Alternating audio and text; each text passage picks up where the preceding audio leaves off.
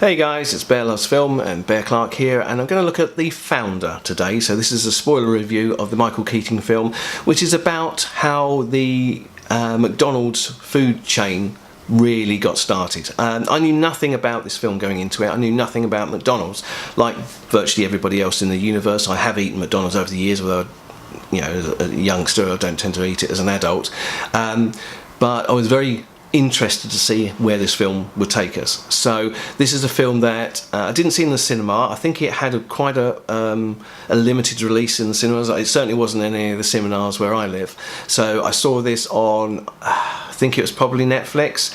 Basically it follows Michael Keaton's character, who is a travelling salesman in the States, one that travels from town to town across the States, trying to sell milkshake machines into the sort of, not IHOP type things, but the drive-in type of restaurants that were very keen at the time. Not doing very well at all. I mean, he's made a bit of money. He's obviously tried other businesses before. That's referenced later on in the film, that he's had his numerous things and numerous failures, but he keeps on plugging away. He gets a decent living for himself. He has a nice house. His wife, who's played by Laura Dern, is well looked after. They're members of a nice swanky golf or country club that he doesn't get to go to very often because he's always away working. But he goes to see this particular little fast food restaurant run by two brothers, the McDonald brothers. And what we see early on in the film is the fact that the drive-ins there, you have this iconic, you know, the girl comes out on the roller skates or whatever and puts a little table on the side of your window and goes off and gets your order. What it showed was the fact that you could be sitting in your car for 20 minutes, half an hour, waiting for your order to arrive. Your order arrives and it's wrong. It also tends to be a hangout for the youngsters, the juvenile delinquent types, just, you know, there with their hot rods and just showboating and just, you know, spend most of their time just groping the poor girls who are serving the food to the cars. So when he goes to this McDonald's restaurant, he walks up, orders some food, which is extremely cheap. The server turns away from him, turns back, gives him his food in a bag. He's like, "What's this? My food can't be ready now." And he just says so. It's 30 seconds from order to food. That's your food.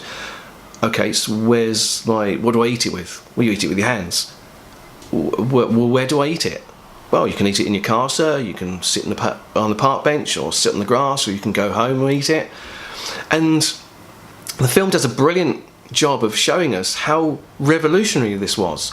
You know, as you start to see the development of this restaurant, you have very angry customers pulling up into the parking lot, beeping their horns, shouting out the windows, "Where's the server? Where's the server? Why isn't somebody coming up to my car?" And really taking offence to people being told, "No, you get out your car and you come to the window and we serve you there." I loved the way the film showed us how they actually, these brothers were so clever in designing their kitchen.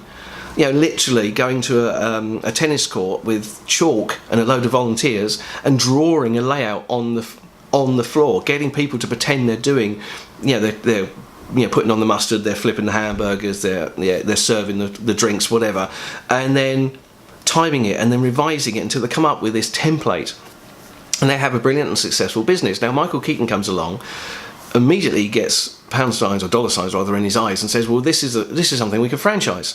So he pushes the idea to the brothers, and they're really not keen on it. But he keeps on, and eventually they say, "Okay, we'll go through this. We'll arrange something. We'll let you go and franchise. We get a certain percentage. You get a certain percentage, but we keep control as brothers. For us, it's all about the quality. You don't change anything. Nothing changes. No recipes. Nothing what we sell. It all stays exactly as we've put it, because we want to keep the quality there." Keaton starts to roll out all these different franchises. He uses his skill as a salesperson to say, "Look, this is an amazing new restaurant. It's going to spread like wildfire across the States. Let's get on it." And he goes around to everywhere he could think of and sells these franchises. But after a while, he realizes that selling the franchise, he's actually not really making any money, because the brothers are getting a small percentage, he's getting an even smaller percentage, and he's actually not covering his costs, and eventually he's going to run out of money. The brothers don't want to change the deal, so Keaton's really rather stuck. He tries to go into the bank and get some extra cash or loans, and because he has remortgaged his house, which his wife didn't find out until she got a phone call from the bank telling him that he's 3 months behind and they may lose the house. He happens to be overheard by a business guru who basically sits him down, goes through what he's done and says, you don't know what business you're in. You're not in the food business, you are in the land business.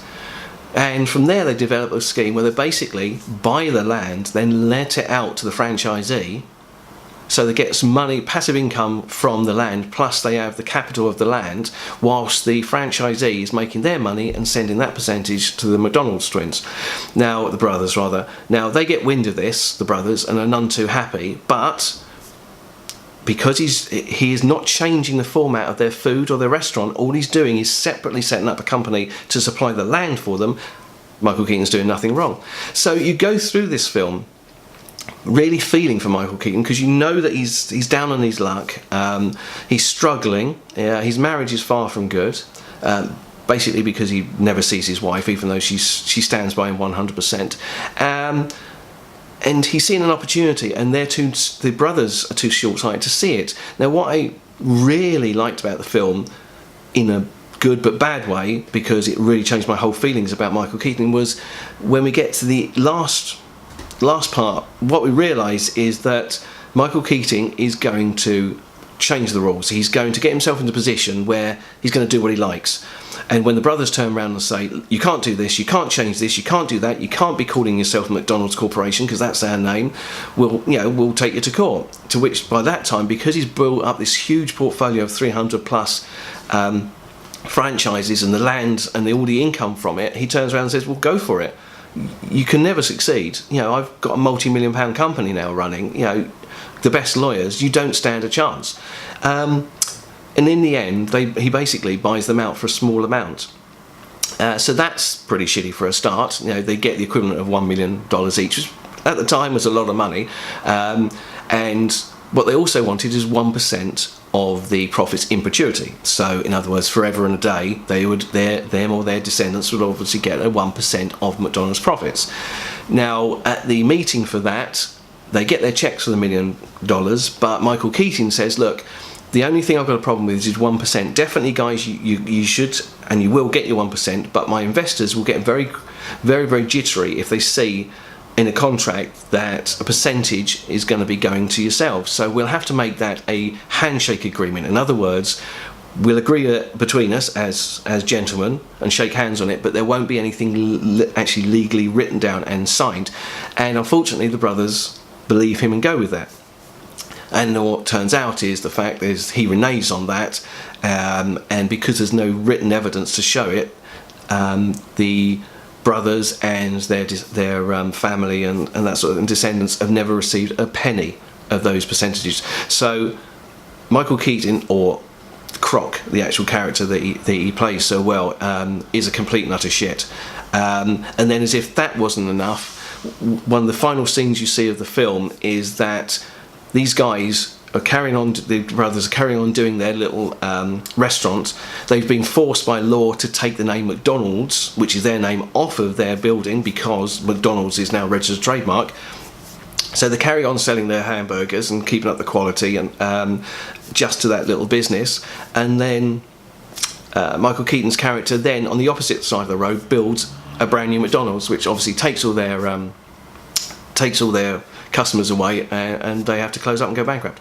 And what starts off as a film that tells you about the strength of finding an opportunity and running with it, for looking for that little nugget, that little thing that's going to make your life better and bring money in and be a business success. It goes on showing you can do that if you look for the opportunities and you're dedicated and you push yourself. You can do that. Goes to basically, well, if you really, really want to make a lot of money, you've got to be a complete and utter dick and screw everybody over, which is what this character, this Croc guy who set up McDonald's did. And it had the effect of, even though I don't very, very, very rarely ever have a McDonald's, by the end of the film, I said to myself, I'm never going to have another McDonald's in my life. I don't want that company to get a single penny after what they did to the founding brothers, but there you go. So it's a very, very well made film. Michael Keaton is brilliant in the role.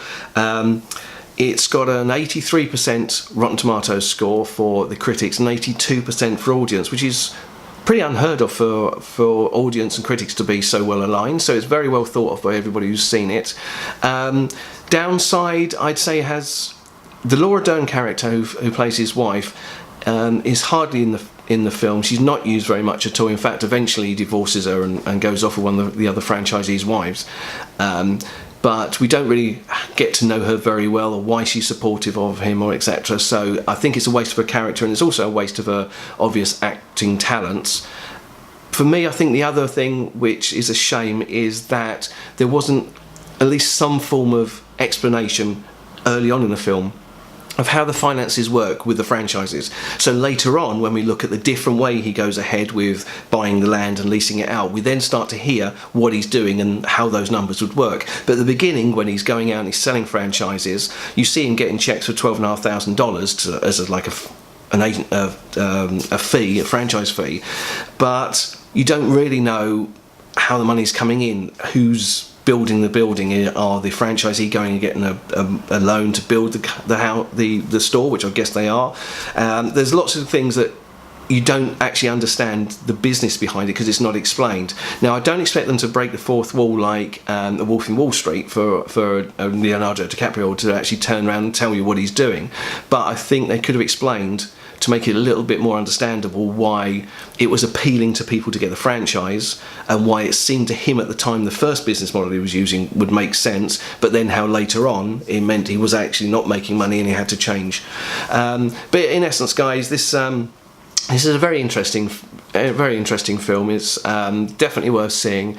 I'd love to hear what you think about it, and if it puts you off McDonald's, if you even eat them at all. And from me, it gets a B-. So until next time, I'll see you later.